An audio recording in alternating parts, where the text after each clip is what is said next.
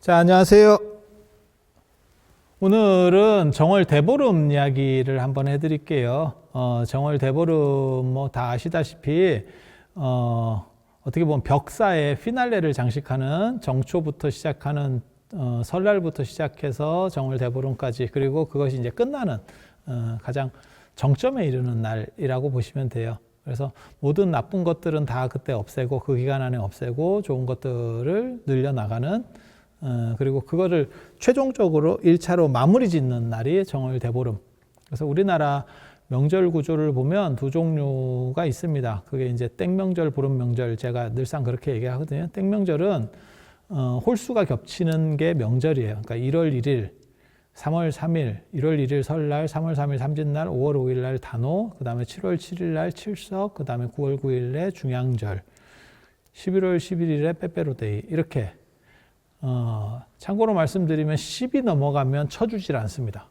예전에는 쳐주질 않아요. 그래서 빼빼로데이는 그냥 롯데랑 같이 하시면 되고, 전통 명절은 아니고, 그래서 그렇게 간다라고 보시면 돼요. 그리고 그게 이제 땡명절, 1땡, 3땡, 5땡, 7땡, 9땡, 9땡, 거기까지.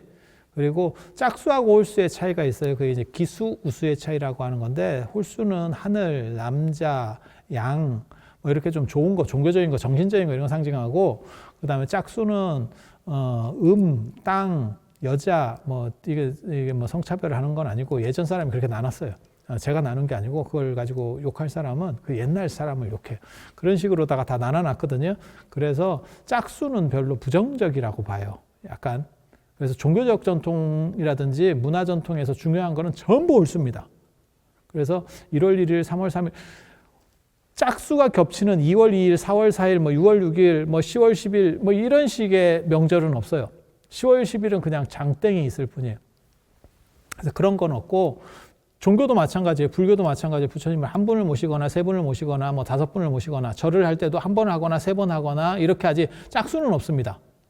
짝수하면 그건 죽음입니다.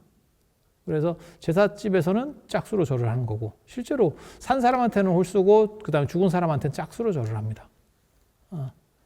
그래서 뭐 말 나온 김에 잠깐 해드리면, 절에서 자꾸 희한하게도 뭐 돌아가신 분한테도 절에서 제 지낼 때 3번 하고, 그거 미친 짓입니다. 그냥 이렇게 표현해서 좀 그럴 수 있는데, 돌아가신 분은 짝수절이에요. 산 사람한테 홀수절. 그래서 어떤 경우도 그런 룰들을, 기본 룰들을, 그러니까 예전에 사실 유교 이런 거 할 때 유생들이 자꾸 스님들을 뭐라고 하는 이유 중에 하나가 뭐가 있었냐면, 저 사람들이 기준을 잘 모른다, 예를 모른다, 뭐 이런 얘기를 하는데, 제가 보기에는 맞는 것 같아요. 이유가 뭐냐면, 정신 중심이다 보니까 그게 좀 틀어져도 그것에 대해서 특별히 뭐라고 안 하는 거야. 하지만 형식은 기본이라는 게 정확하게 갖춰져 있어요. 그러니까 뭐하고 똑같은 거냐면, 뭐 서로 사랑하면 됐지, 뭐 결혼식이라는 게 뭐가 필요해요? 야, 그것과 그것은 논리적 층위가 달라요. 그것과 그것은 논리적 층위가 달라. 그러면 존경하면 됐지, 절할 필요는 뭐가 있어요? 똑같은 거죠. 그래서 형식으로 정해놓은 거는 그 형식적인 거를 그대로 정한 대로 그대로 하는 게 중요해요. 근데 그런 게 좀 사실 불교가 많이 부족해요. 그래서 예전에도 그런 얘기 있었거든요. 우리가 뭐 공양 같은 거 올리고 아니면 차 올리고 나서도 원수의 납수, 언수의 납수 이렇게 하는데, 맨 마지막에는 원수 자비의 납수 이러거든요. 그러니까 5원 전통이 있고 7원 전통이 있어요. 그러니까 5글자 전통이 있고 7글자 전통이 있는데, 그러니까 5원 율시, 5원 절구, 7원 율시, 7원 절구, 이렇게 7로 가는 문화가 있고 5로 가는 문화가 있는데, 그걸 불교에서 섞었어요. 그게 굉장히 좀 특이한 거거든요. 이걸 섞으면 안 될 것 같은데, 근데 불교가 의외로 그런 걸 합니다. 그래서 그게 유교하고 충돌할 때는 그게 말이 많이 나왔어요. 근데 지금은 유교가 완전히 전멸당했기 때문에, 지금 종교인구 통계에 의하면 0.2%, 지금 아마 이슬람이랑 경쟁하고 있을 거예요, 유교가. 우리나라 종교로 보면. 그래서 거의 존재하지 않는 상황이 돼서 지금은 이제 그런 걸 안 거느리고 있는데, 그래서 이런 숫자적인 것들 굉장히 중요합니다. 굉장히 중요해요. 특히 예에서는, 예법이라고 하는 데서는 굉장히 중요해요. 그래서 홀수하고 짝수 구분할 줄 알아야 되고, 그 다음에 산 사람은 무조건 산 사람과 관련된 건 홀수, 그 다음에 죽은 사람 관련된 건 짝수, 이렇게 생각하시면 돼요. 그래서 설날에도 마찬가지죠. 설에도 세배는 한 번. 설에는 세배 한 번. 뭐 이렇게 하는 거고, 그다음에 뭐 부처님한테 절할 때도 한 번 아니면 세 번. 뭐 이렇게. 그래서 홀수하고 짝수 기본 이해를 하셔야 되고, 정월 대보름 그게 이제 홀수 명절이 있게 되는 거고, 대보름 같은 경우는 그거는 보름 명절이에요. 예전에 농사를 지었기 때문에 보름이 풍요를 상징하고 그 다음에 농사가 잘 된다라고 하는 어떤 그런 걸 상징하거든요. 그래서 보름 명절 시리즈가 있습니다. 그게 정월 대보름, 그 다음에 6월 보름이라 그래서 유두, 동류두 목욕, 동쪽으로 흐르는 물에 머리를 감고 뭐 목욕하고 뭐 어쩌고저쩌고 하는, 그게 이제 양기가 충만한, 그러니까 농사를 어느 정도 마치고 나서 더 이제 잘 되게 하기 위한. 그 다음에 7월 보름 백중, 그래서 거기 이제 100가지 음식이 나오고 백종이라고도 하고 백중이라고도 하고, 절에서는 이제 우란분절, 우란분제 이렇게도 얘기하고 뭐 이러는데, 100가지 음식이 나온다 하는데 뭐 100가지 음식은 뭐 개뿔이 뭐 100가지 음식이 나와. 제대로 그때 쌀도 잘 아직 나락도 덜 팬 상황인데. 그런데 그런 얘기가 나오는 거는 중국의 강남 쪽 문화, 우리보다 위도가 훨씬 낮습니다. 제주도보다도 낮습니다. 홍콩 쪽 문화가 24절기를 만들어냈기 때문에 우리하고 약간 시차가 나는 거예요. 그래서 그쪽에는 실제로 그 정도가 나올 겁니다. 홍콩 쪽이라고 생각을 해보세요. 그러면 광동성 쪽 같으면은 충분히 나올 정도가 되거든요. 7월 보름도. 그래서 그런 게 있고, 그 다음에 우리 8월 보름 한가위, 그렇게 4개의 어떻게 보면 정월 보름, 6월 보름, 7월 보름, 8월 보름 4개의 보름 명절이 있죠. 그래서 6월 보름은 농사 다 끝내고 이제 풍년이 들기를 기원하는 그러한 제전이라고 보시면 되고, 7월 보름부터 먹을 게 나오는 거고, 8월 보름이 우리식으로 말하면 추수감사절 비슷하게 되는 거죠. 그래서 더도들도 말고 한가위만 같아라. 뭐 이렇게 하는, 먹고 살기 편할 때, 제일 먹을 게 있을 때가 되는데, 되게 재밌는 게 이 4개 중에서 뭐가 제일 중요합니까? 라고 말하면 사실은 정월대보름이 제일 중요해요. 이게 벽사, 모든 나쁜 것들이 없는 게 중요한 거지, 먹고 사는 것보다 삿된 게 걸리거나 이렇게 되면 한 방에 훅 간다는 거예요. 그래서 이 4개의 보름 중에서 2개를 대보름이라고 해서 특칭을 줍니다. 특칭을 더 높여줘요. 대자가 들어가면 대웅전 이렇게도 쓰지만 대웅보전 이렇게 해서 보자가 들어가면 특칭으로 해서 더 커지는 거거든요. 레벨이 한 단계 더 높아지는 거거든요. 마찬가지예요. 보름도 6월 보름, 7월 보름은 그냥 보름이고, 정월 대보름, 8월 대보름, 이 2개만 대보름에서 특칭으로 해서 보름보다 한 단계를 높여 올려주거든요. 그런데 8월 대보름이라고 쓰는 것보다, 8월은 보통 이제 뭐 추석, 한가위 이런 식으로 많이 쓰고, 8월 대보름, 8월 보름 이거 같이 쓰거든요. 그런데 정월은 정월 대보름이 거의 그냥 딱 고정돼 있죠. 그리고 그렇게 될 수 있는 이유는 뭐냐면 이제 모든 삿된 것들을 1년에 다 없애야 되기 때문에. 그래서 정월 대보름 안에 이제 정초기도를 끝내고 나서, 정초기도가 이제 초3일이나 초닷새부터 시작해서 한 일주일 내지는 한 5일 정도 정초기도를 하고, 그 뒤에 정월 대보름 안에 방생을 가거나 삼사순례를 가거나 뭐 이런 행동들을 합니다. 그거는 나쁜 것들을 다 물리치고 좋은 에너지를 더 많이 쌓기 위해서. 그래서 다른 절, 아주 유서 깊은 절, 좋은 절에 가서 그 에너지를 받는 거. 보통 절이라고 하는 데가 1000몇백 년 동안 이렇게 남아있을 정도면 에너지가 대단한 거예요. 그러니까 우물도 그런 우물이 있습니다. 2종류의 우물이 있죠. 좀 안 좋은 우물은 물이 수량도 이렇게 왔다 갔다 하고, 뭐 어렸을 때 우리 우물이었는데 지금 가보니까 말랐어요. 이런 게 있고, 진짜 좋은 우물은 1000년이 지나도 안 말라요. 저도 그런 우물들을 저도 좀 알거든요. 그러니까 지금 황룡사 우물 가보면 그 물 그대로 있습니다. 황룡사, 분황사 이런 데. 그래서 한 1000년 이상 절이 버티고 있다면 다 그게 대단한 기운들을 가지고 있는 뭔가 터가 있는 거예요. 터 자체도. 아니 그 안에 명멸했던 절들이 얼마나 많겠어요. 그런데 왕중왕으로 살아남은 거죠. 살아남은 것만 갖고도 엄청난 점수를 줄 수 있는. 기업도 우리 어렸을 때 봤던 기업들 중에서 지금은 상당수가 없어졌고, 뭐 이런 정도거든요. 뭐 동아그룹, 뭐 쌍용그룹 이런 거 다 없어질 정도로, 그렇게 불과 몇십 년 만에도 세상이 바뀌는데 1000년, 2000년을 갈 수 있는 기업, 애플이 1000년을 가면 아이폰 1000이 나올 겁니다. 아이폰 1000. 야, 이런 식으로 가면 애플이 견뎌낼 수 있을까요? 그러니까 또 바뀌겠죠. 세상이라는 게 그렇게 바뀌어가겠죠.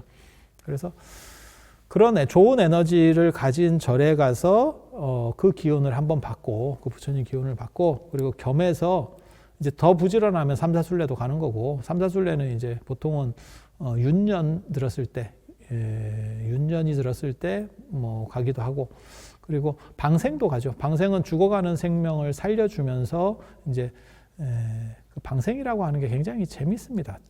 굉장히 특이한 문화고 재밌는 문화예요. 그러니까 단순히 죽어가는 생명을 살려서 뭘 어떻게 하겠다는 게 아니고 생명을 살리려고 하는 그 마음 자체가 귀한 거예요.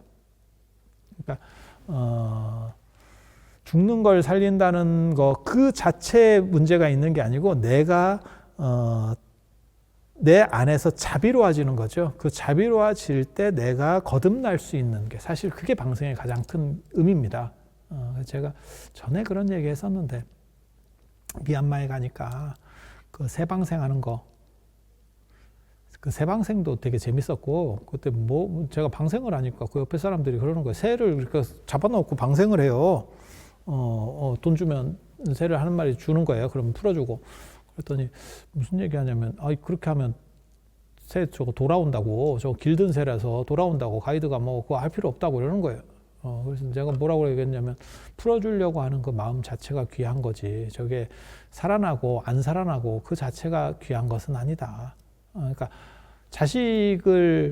부모가 자식에게 잘 해주는 것도 마찬가지죠. 물론 성공하면 더 좋지만 내가 해줄 수 있는 최선을 다해주는 게 부모의 마음인 거죠. 그래서 스스로 거듭날 수 있다는 자체가 굉장히 귀한 거거든요. 그게 방생의 의미입니다. 그리고 참고로 말씀드리면 방생을 하는데 인간 방생 뭐 이런 얘기 하시는 분이 있어요. 그 제정신 아닙니다. 인간은 방생 대상이 될 수가 없습니다. 인간은 인간을 방생이라고 하는 거는 나보다 하열한 짐승들에 대해서 내가 어떻게 은혜를 베풀어 준다라고 하는 개념이 있는 거지, 대등관계에서 그거는 인간성 자체에 대해서 도전하는 거예요. 그거는 있을 수 없는 일입니다. 그래서 세상에 인간이 방생 대상이 된다라는 그런 단어 자체가 안 돼요. 그냥 자선이다라고 하든지, 안 그러면 무슨 뭐 복지 차원에서 이런 식으로 접근을 몰라도 인간 방생, 그런 있을 수 없는 단어예요. 네. 아주 좀 뭐랄까 할까 거지 같은 표현이죠. 세상에 이런 표현을 쓸 수 있나? 근데 그런 표현을 절에서 그냥 써요. 저도 깜짝 놀랐는데 저게 가능한가? 그거는 어느 시절에는 가능하냐면 왕조국가 시절에, 조선시대 때 임금이 대사면령을 내려가지고 뭐 저거 안 그러면 무슨 뭐 저거 노비를 내가 양민으로 만들어줄게, 그런 개념이라고 보시면 돼요. 근데 지금 현대사회에서는 그 개념 자체가 불가능합니다. 그건 있을 수 없는 개념이에요. 어디 인간이 인간에게 그런 행동을 해요? 그건 있을 수 없는 행동. 그래서 그런 것들은 지양되어야 된다 라는 점 말씀드리고 싶고, 그 다음에 방생할 때 왜 하필 그렇게 추울 때 합니까? 라는 얘기를 해요. 그리고 실제로 미꾸라지를 대부분 방생하는데 그 잘못 관리하면 풀어주자마자 애가 이렇게 약간 뇌진탕을 일으켜가지고 이렇게 떠오르는 경우들이 있습니다. 수영을 해서 가야 되는데, 그리고 물도 잘 봐야 돼요. 미꾸라지가 살 수 있는지도 봐야 되고. 그래서 우리 같은 사람들은 이제 우리 같이 방생을 좀 오래 해본 사람들의 특징은 이제 물을 타죠. 근데 그거 물고기 키우는 사람 다 마찬가지예요. 그러니까 바다에 사는 애들을 데려다가 뭐 집안의 어항에다가 넣는다든지 그러면 그 염도 맞춘다고 중간 단계를 다 넣어줍니다. 중간 단계를 거쳐서 어항 속으로 들어가지, 그냥 한 방에 어항으로 들어가면 애가 염도가 안 맞아서 죽어요. 민물고기도 마찬가지예요. 자기가 살던 물하고 달라지면 애가 오락가락 합니다. 그래서 그 찬물을 좀 타가지고 애를 좀 이렇게 심장마비 안 걸리게 잘 이렇게 심장 마사지 좀 시켜주고, 그 다음에 이제 미꾸라지를 풀어주죠. 그런데도 거기서 드는 의문 한 가지, 그리고 실제로 죽는 경우도 있습니다. 그때 미꾸라지가 너무 추워가지고 애가 죽는 경우들도 있어요. 그래서 굳이 그렇게 추울 때 한겨울에 이렇게 해야 됩니까? 라고 말하는 분들이 있어요. 해야 돼. 왜? 방생은 아까도 얘기했지만 걔가 살아가는 게 목적이 아니고 내가 그거를 통해서 자비심을 내면서 내를 한번 환기시키는 게 목적이거든요. 거기에 방점이 찍힌 거예요. 그러니까 달라이라마가 옛날에 재밌는 얘기를 했었거든요. 뭔 얘기를 했냐면 남을 위해서 자비를 베푸는 게 그 사람을 위한 게 아니고 나를 위한 거다. 실제로는 내가 자비로워지기 위해서 자비를 베푸는 거지 그 사람에게 내가 그러니까 나 참으면서 하는 게 아니야. 나를 위한 행동인 거야. 그 자비가. 그래서 정월대보름 안에 그런 마음을 내야 나한테 유리한 거예요. 그래서 죽자고 정월대보름 안에 가는 겁니다. 그래서 방생의 원리를 이해를 하면 어차피 조금 그런데 그냥 봄에 가죠. 가능해요. 살려주는 게 목적이면 그 생명에게 방점이 찍혀 있으면 봄에 가서 하는 게 걔도 편하고 우리도 편하죠. 그런데 실제로는 정월대보름 안에 내 안에서 맑은 기운을 올라오게 하기 위한 거라면 그건 불가능해요. 그래서 정월대보름 안에 추워도 가는 겁니다. 추워도 가는 거예요. 그래서 방생의 원리를 기본적으로 이해를 하셔야 되는 거고 삼사순례도 마찬가지입니다. 추워도 꽃필 때 가면 더 좋지. 꽃필 때 답사 가면 더 좋지. 뭐 한다고 한겨울에 삭막하고 바람 불고 이런 데 가서 전에 실제로 제가 정초에 방생을 갔는데 너무 추운 거예요. 법당에 갔는데. 그래서 제가 열을 내게 하기 위해서 그 자리에서 사람들을 다 불러 모아서 108배를 한 갑자기 이거 너무 추워 하니까 이게 사람들 죽겠다 싶어가지고 갑자기 108배를 해서 좀 온도를 올렸는데 좀 그렇죠. 근데 왜 추운데도 가야 되느냐? 춥고 삭막하고 좀 어떻게 보면 그런 상황에서 왜 움직여야 되느냐? 그거는 정월대보름 안에라고 하는 그 기간 때문에 걸려 있는 거예요. 그건 기간 때문에. 그래서 방점이 어디 찍혔느냐를 정확하게 이해할 필요가 있고 실제로 방생이나 삼사순례나 뭐 성지순례만 그런 게 존재하는 게 아니고 우리 전통 문화에 보면 정월대보름 안에 모든 세시풍속이 다 끝나도록 되어 있습니다. 그래 뭐 지불놀이도 하고 뭐 달집 태우기도 하고 뭐 폭죽도 하고 지금은 폭죽을 이제 하죠. 근데 예전에는 사실 폭죽 잘 안 했었어요. 조선이라고 하는 나라가 워낙 못 살아서 폭약이 없습니다. 중국은 폭약을 했었고 우리는 폭약 안 했었어요. 그래서 달집 태우기나 이런 불 같은 거, 쥐불놀이나 예전에는 이제 쥐가 곡식을 해치는 부분들이 많아서 그런 부분들을 했었죠. 그래서 쥐도 좀 없애고 그게 이제 논두렁 밭두렁 태워가면서 해충들도 죽이고 뭐 이런 같이 하는 거거든요. 그리고 그런 불로 하는 문화, 불을 밝혀서 모든 삿된 게 다 떠나가게 하고 그다음에 소리로다가도 그런 걸 합니다. 그래서 예전에 농악 같은 거 하고 그게 이제 지신 밝기 뭐 이런 것도 하고 절에서 사실은 정월대보름에 원래 관등이라고 하는 거예요. 그러니까 4월 부처님 오신 날에 연등을 키는 게 아니고 원래는 정월대보름에 키던 거예요. 그거를 고려시대 때 최우가 나중에 최희로 개명하는데 그 사람이 4월 초파일로 부처님 오신 날로 옮긴 겁니다. 원래는 정월대보름의 벽사 한밤에 이제 정월대보름의 휘날레를 장식하는 거죠. 연등을 켜서 원래는 그렇게 하는 거예요. 그래서 그게 불의 문화고 지금은 그 부분을 대체하는 게 이제 광역시나 이런 데 가보면 달집 태우기 크게 달집을 만들어서 그걸 불태우기도 하고 그 다음에 그때 폭죽 많이 터뜨립니다. 정부 차원에서도 폭죽 터뜨리고 뭐 이렇게 그래서 소리로도 쫓아내고 이 귀신이나 삿된 것들이 굉장히 재밌는 게 소리에 또 빛이나 소리에 굉장히 애들이 좀 심약해요. 그래서 작은 소리에도 잘 놀래요. 지금 귀신들은 아마 절대 안 놀랄 건데 예전에는 그런 소리도 듣고 놀래죠. 그래서 혹부리 영감님 얘기 이런 거 보면 뭐 개암을 깨물었는데 그 개암이 호두 같은 거거든요. 그 깨물면 뭔 대단한 소리가 난다고 그거 했더니 애들이 C급을 해가지고 도망가고 이런 얘기 있잖아요. 그래서 그런 거 생각하시면 돼요. 그리고 그것과 연해서 정월 세시풍속으로 들어와 있는 게 뭐냐면 부름 깨물기. 그래서 잣, 호두, 땅콩 껍질이 있어야 돼요. 그걸 먹는 게 문제가 아니고 그것을 입으로 깨물어서 이빨로 깨물어서 치아로 깨물어서 소리를 내는 게 목적입니다. 소리를 내는 게 목적이에요. 그래서 호두 먹었어요. 뭐 땅콩 이렇게 그 안에 이미 까져 있는 거 가지고 이렇게 껍질 벗겨서 먹었어요. 그거 아무 효과 없습니다.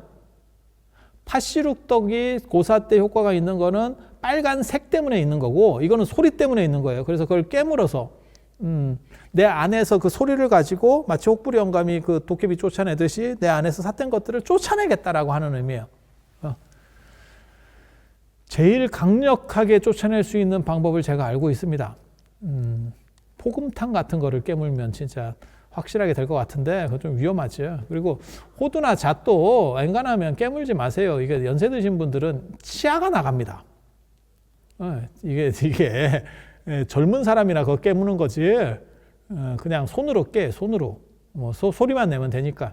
근데 원래는 이빨로 깨면서 그 안에 있는 거를 정리한다라는 거예요. 그리고 잣도 지금은 다 까진 잣밖에 없는데 원래 잣 굉장히 두껍거든요. 그거 깨기 굉장히 힘듭니다. 그 진짜 잣 껍질 있는 거 보셨는지 모르겠는데, 그래서 그런 거 있고, 그 다음에 정월 대보름 요즘 풍속에는 그걸 잘 안 하는데, 전에는 잣불 키우기라는 게 있어요. 제가 예전에 세시풍속, 제가 고등학교 때 이런 때 세시풍속 보고 뭐 이런 거 하면서 그런 걸 다 했었거든요. 난 거의 다 해봤네. 그래서 그 잣불 키우기 해가지고 그게 있더라고요. 그래서 잣에 불이 붙을까? 이렇게 해서 그거를 바늘에다가 꽂아가지고 불을 붙였, 그게 생각보다 잘 붙어요. 그걸 하면, 집안에 이제 나쁜 걸 없애는 거죠. 잣불로. 그게 횃불처럼 진짜 불이 잘 붙어요. 그리고 제가 요걸 진짜 엄청 먹었죠. 그거 한번 하고 욕 먹고. 그 끓음도 많이 나고, 언간하면 안 하는 게 좋습니다. 그걸 하면 바늘이 날아가요. 바늘이 강철인데, 잣불을 한번 붙이면 바늘 꽂아가지고 붙이잖아요. 그럼 그게 연철이 돼가지고, 제가 어머니한테 이걸 많이 먹었죠. 입으로 호청 꼬매려고 이렇게 하면 바늘이 휘어. 바늘이 휘어. 그거 잘 닦아놔도 아무 소용이 없어. 호청에 맞춰서 이불이 그 바늘이 나 휘는지 몰랐어요, 사실은. 그래서 그런 일도 있고 이게 굉장히 재밌어요. 그런 세시풍속들이 여러 가지가 있는데 의미는 다 똑같아요. 소리로 그 다음에 빛으로 삿된 것들을 다 물리치겠다. 라고 하는 거고, 그리고 이제 그것과 더불어서 오곡밥 먹는 게 있죠. 오곡밥이라고 하는 것은 오행에 맞추어서 모든 것들이 이렇게 균형 잡힌 것들을 딱, 그러니까 올바른 것들로 체계를 한번 딱 잡겠다라고 하는 거예요. 그러니까 삿된 거를 물리치는 거, 그 다음에 좋은 게 들어오게 하는 거, 그 다음에 그걸 안정시키는 거, 이런 풍속들이 다 세시풍속이고, 그게 정월 대보름까지 하도록 되어 있고, 그 다음에 연날리기도 마찬가지예요. 그래서 액마기연이라 그래서 예전에는 정월 대보름까지 날리고 거기다가 나쁜 것들을 이렇게 써서 그 실을 끊어내면서 그것이 같이 날아가도록. 그리고 정월 대보름이나 입춘 때 삼재소멸 기도를 합니다. 보통은. 그래서 그때 소각하고 삼재와 관련된 것들을 물품들을 소각하고 그 사람이 입었던 양말 사실 저는 개인적으로 양말 별로 안 좋아하는데 그래서 저는 빤스 매니아예요. 그래서 삼재소멸에는 빤스가 최고다. 그래서 빤스를 써야 된다 이렇게 주장하는 사람 중에 하나인데, 이유는 뭐냐면 나를 대신할 수 있는 무언가거든요. 그게 내 몸에 제일 많이 닿은 거. 근데 이제 속옷을 가지고 오락하기는 좀 그러니까 뭐 변태도 아니고 이러니까 이제 양말을 갖고 와라 이러는데, 문제는 조금만 생각해 보면 양말이 예전에 없었어요. 버선이 있었지 않습니까? 이게 버선 말자거든요. 그래서 서양문 버선이라 해서 양말이라고 하는 건데, 예전에는 그건 있는 사람들 얘기고 없는 사람들은 양말 못 신었어요. 그러니까 버선 자체도 못 신었어요. 그래서 그거를 진짜 힘들게 산 사람들은 예전에 발사계, 그러니까 그냥 맨발로 살았거나 안 그러면 발사계라는 걸 써서, 발사계가 뭐냐면 압박붕대 같이 이렇게 발을 감는 거예요. 그래서 지금도 남아있는 게 거지 발사계 같은 소리 하고 있네 라고 하는 그 발사계가 그 발사계거든. 씻지도 않고 그 발을 감았다 폈다 하면 나중에 냄새가 무진장 많이 나요. 그래서 양말이 필수템이 아닙니다. 옛날 사람들한테는. 그래서 속옷, 꼬쟁이를 가지고 나를 대신한다라고 하는 거예요. 그러니까 장희빈 뭐 이런 거 보면 왜 그림 그려놓고 뭐 활 쏘고 이런 거 나오는 건데, 그게 그냥 그림만 그려도 되는 게 아니고 그 사람 몸에 있었던 물건 중에 하나가 거기 들어가야 돼요. 그게 주술이거든요. 감염 주술이라고 하는 거예요. 제가 또 이런 것도 굉장히 하는데 나중에 기회 되면 제가 이런 주술 얘기도 또 너무 없어 보이는 것 같기도 한데, 아무튼 그래서 이게 감염 주술이거든요. 그래서 내 몸을 대신할 수 있는 것이 나를 대신해서 불태워지면서 액마기가 된다 라고 하는 거예요. 그래서 그런 것들이 언제 되느냐, 입춘 때 되는 경우도 있고 삼재소멸기도 얘기하는 거예요. 그다음 정월 대보름 때 하는 경우도 있고, 둘 중에 하나입니다. 그래서 정월 대보름을 끝으로 해서 정초까지 모든 일련의 안 좋은 것들이 다 해결될 수 있는, 그러니까 1년 거를 전부 몰아가지고 안 좋은 거는 싹 없애고 좋은 것만 딱 남겨서 그 다음에 거기다가 좋은 것들을 더 채워 넣으면 그게 이제 방생하고 성지순례 같은 거, 그 다음에 정초기도를 하고, 그리고 또 정월대보름까지를 1차로 끝내서 절마다 약간씩 룰이 다른데 정초기도가 끝난 뒤에 막바로 1년 기도가 들어가는 팀도 있고, 그 다음에 정월대보름에 1년 기도를 시작하는 것도 있어요. 그리고 정월대보름이 또 사찰로는 무슨 의미가 있냐면 동안거 해제입니다. 이제 보통 인도에서는 이제 하안거만 있으니까 여름 우안거, 비 올 때, 우기 때 안거만 있는데 이제 동아시아로 넘어오면 하안거, 동안거 이렇게 되는 거고, 정월대보름이 동안거 해제죠. 동안거 해제. 그래서 그때까지로 기도를 끝내고, 그게 이제 동안거 때 기도가 들어가는 경우도 있거든요. 그럼 그때까지 끝나고 정월대보름에 보통 또 시작을 하죠. 1년 기도를 시작을 하죠. 그래서 정월대보름 굉장히 중요한, 세시풍속이나 이런 부분에 있어서 굉장히 중요한 거고, 제가 늘상 말씀드리는 거는 전에 정초기도 때도 그랬지만 이 정월대보름 모든 안 좋은 것들을 물리치고 좋은 것들만 하겠다라고 하는 그 마음가짐, 그게 최고로 귀한 거고요. 그래서 그런 생각들을 잘 유지할 수 있고 가져갈 수 있으면, 물론 1년 내내 그렇게 살면 좋겠죠. 근데 사람이 그렇게 못 사니까. 그래서 그런 부분들을 좀 더 밀도 있게 하고 엑기스적으로 해서 일종의 방어막 같은 저항력들을 만들어내는 거죠. 그래서 그런 정도 생각을 하시면 정월대보름에 대한 이해는 됐다라고 하고, 그래서 오늘 이상 대보름 이야기 마치고 또 다른 이야기로 찾아뵐 수 있도록 그렇게 하겠습니다. 자, 들어줘서 감사합니다.